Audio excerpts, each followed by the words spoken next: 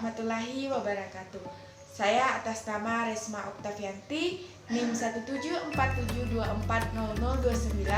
kelas 98 pilihan, mahasiswa program studi pendidikan guru sekolah dasar, Fakultas Ilmu Pendidikan Universitas Negeri Makassar. Nah, di video kali ini saya akan membahas tentang wajah demokrasi di Indonesia di tengah pandemi COVID-19. Nah, seperti yang kita ketahui, beberapa bulan terakhir ini segenap bangsa atau beberapa negara termasuk Indonesia mulai resah dan tercekam dengan rasa takut karena merabatnya wabah virus corona atau COVID-19. Rasa takut yang ada pada setiap negara tentunya sangat wajar, karena jika pandemi COVID ini tidak ditangani secara cepat dan tepat, maka akan berakibat fatal pada kehidupan manusia dan tentunya ekonomi yang ada di Indonesia. COVID-19 ini juga tentunya mempengaruhi demokrasi serta pelaksanaan demokrasi di Indonesia. Sebelum itu saya akan menjelaskan terlebih dahulu dari mana COVID-19 ini berasal. COVID-19 ini berasal dari negeri Cina, tepatnya di Wuhan.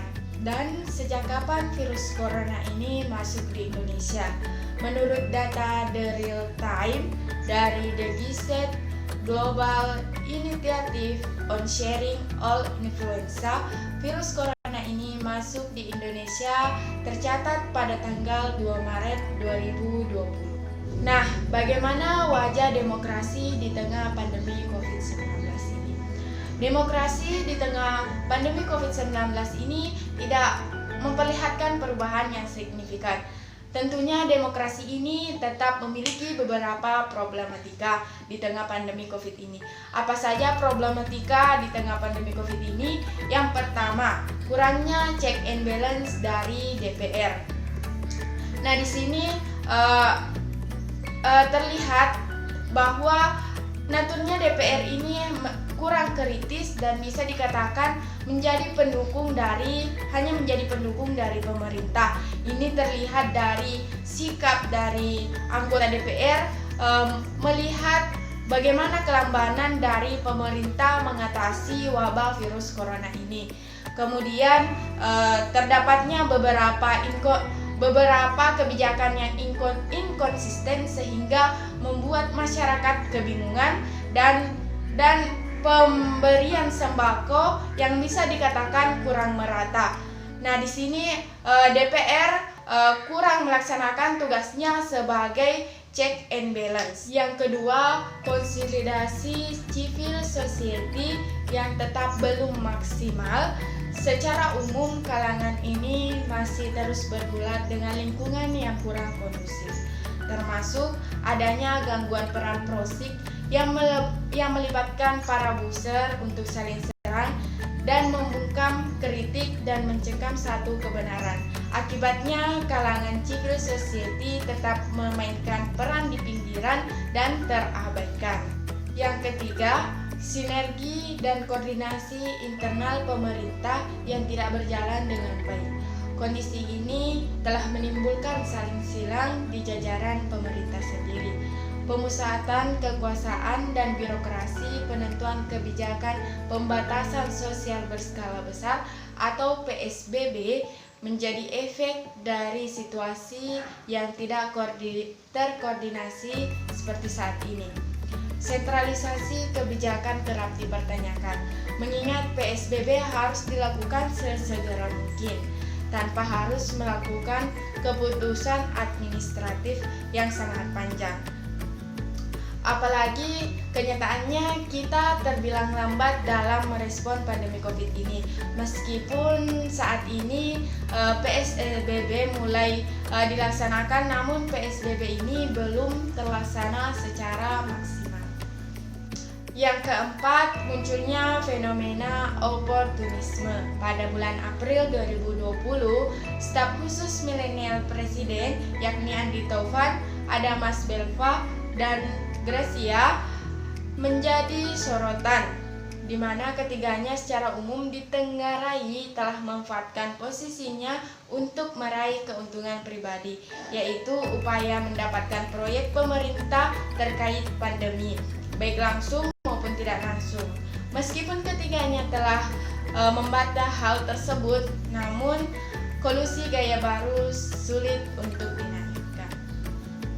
Fenomena ini tampak sejalan dengan HAM tentang munculnya kalangan oportunitis di era pandemi. Desakan publik yang demikian kuat mendorong Andik Taufan dan Adamas Belva untuk mengundurkan diri. Namun Presiden sendiri tidak menganjurkan hal tersebut dan tetap mempertahankan keberadaan staf milenial tersebut, meski muncul beberapa suara untuk membubarkannya. Yang kelima, munculnya kebijakan bertendensi oligarki, yakni Perpu nomor 1 tahun 2020. Beberapa kalangan mengkritik kebijakan ini, terutama karena memberikan peluang terjadinya sebuah maladministrasi yang tak dapat diawasi dan bahkan dituntut baik oleh lembaga negara sendiri, apalagi oleh masyarakat. Selain itu, kebijakan ini memberikan peluang bagi siapa saja untuk melakukan pemanfaatan keuangan negara atas dasar itikat baik. Hal ini sudah cukup menjadi alasan penolakan kebijakan ini karena berpotensi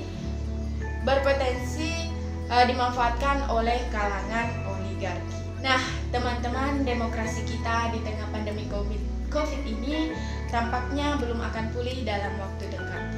Model post-demokrasi akan tetap ada dalam kehidupan politik kita.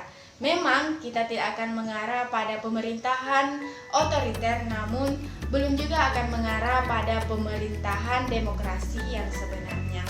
Berbagai indikasi pada saat pandemi COVID ini tidak menunjukkan tanda-tanda perbaikan pada demokrasi kita. Jika tidak ada sebuah terobosan politik yang berarti, bisa jadi kualitas demokrasi kita makin melorot pasca pandemi ini. Munculnya berbagai regulasi yang bernuansa sentralisasi kekuasaan, selain juga karakter demokrasi kita yang mengarah pada post-demokrasi dan situasi politik yang tengah berjalan pada saat pandemi menjadi persoalan-persoalan pokok demokrasi pada saat ini. Belum lagi kondisi ekonomi yang semakin melemah, yang dapat memperburuk situasi kita pada saat ini. Adapun saran dan rekomendasi yang dapat diberikan, mari kita mulai waspada agar resesi dan konflik yang terjadi di Lebanon ketika rakyat semakin lapar dan frustasi tidak terjadi di tanah air. Untuk para masyarakat yang memiliki barang berlebih atau dana berlebih, mari kita saling membantu, tolong menolong, dan memberikan bantuan kepada saudara-saudara kita yang membutuhkan. Meskipun kita berbeda-beda, namun kita tetap satu, yakni Indonesia, seperti semboyan kita, Bhinneka Tunggal Ika. Dan satu lagi, bagi kalangan civil society, mari bangkit kembali memainkan peran asosiasi dalam melindungi dan menyuburkan kehidupan demokrasi kita, baik pada masa pandemi maupun sesudahnya pandemi ini. Kata Profesor Dr. Firman Nur, kerja kolektif para pihak yang peduli terhadap kehidupan demokrasi harus semakin digiatkan sebagai bentuk tanggung jawab moral dan konstitusional anak bangsa. Sekian, wassalamualaikum warahmatullahi wabarakatuh.